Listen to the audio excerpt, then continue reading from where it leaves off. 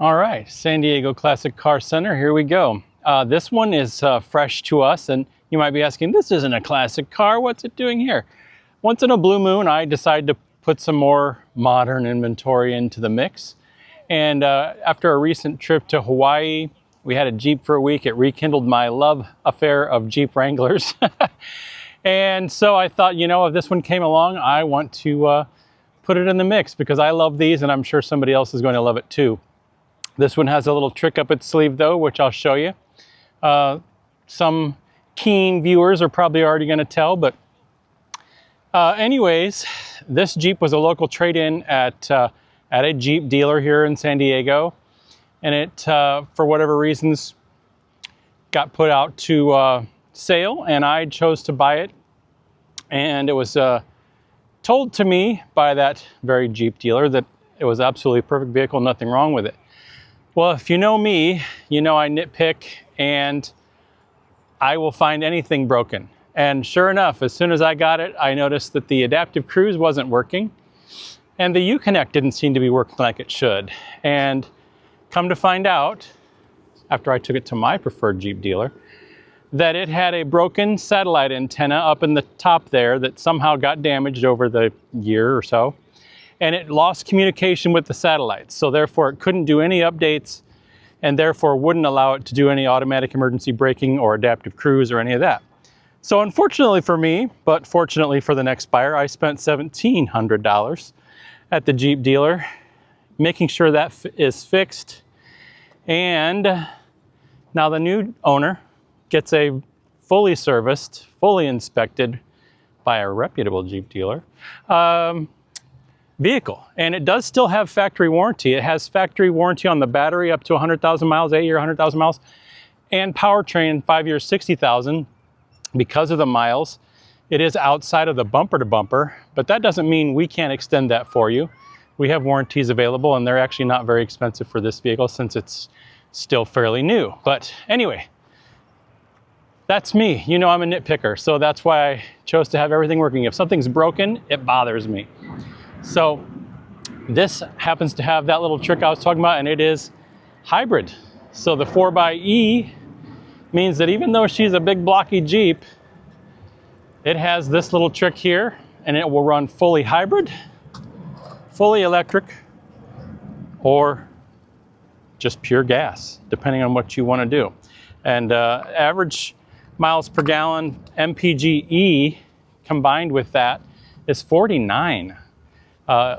If you're doing a lot of city and not using a lot of hybrid, it's closer to that 20 mark. But 49, not bad. And half the time, if you're just doing local cruising around town, this thing is running on electric and only hits the gas motor if you really hit the accelerator.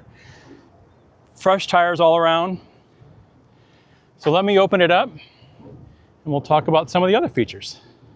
All right, we got it all opened up here, and so while we're standing up front, I'll show you the engine. It's a 2-liter 4-cylinder. I believe it's turboed, and it has the hybrid power plant also, as mentioned. Nice and clean under there. The orange indicates the hybrid system. But this thing's free of any scratches, dings, dents that you might expect to see on a Jeep.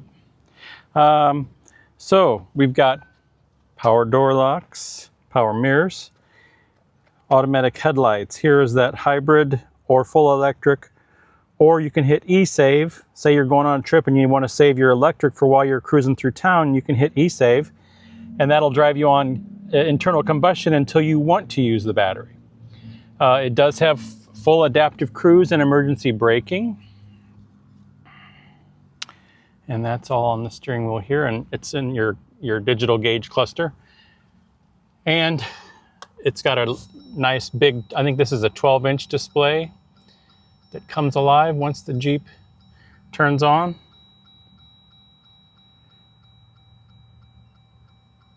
Here we go. And then down here, because it's a Rubicon, you get front and rear, let me tilt the camera down, sorry. front and rear locking axles. You have the sway bar disconnect, which allows deeper articulation in the vehicle when you're doing some serious off-roading. And you have the already wired 4 auxiliary switches for whatever you would like to add to the car, meaning if you want extra light bars, etc.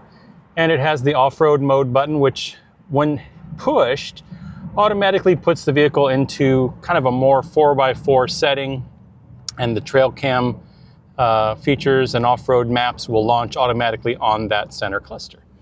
So the 4xE gets special blue stitching on the Rubicon. It also gets the blue tow hooks, which you've probably seen.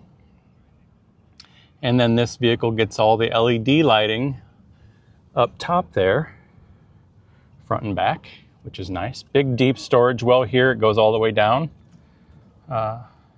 here.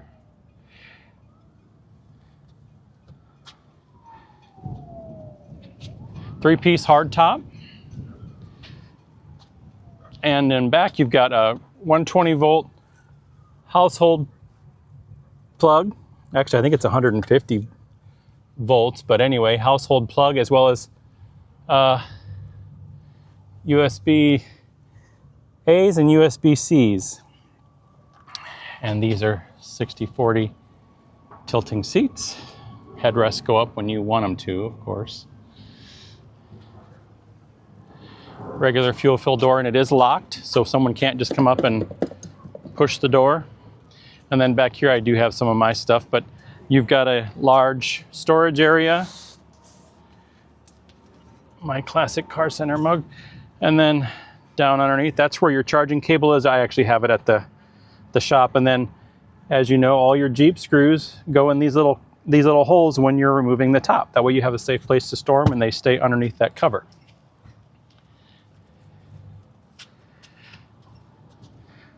You got the rear camera there.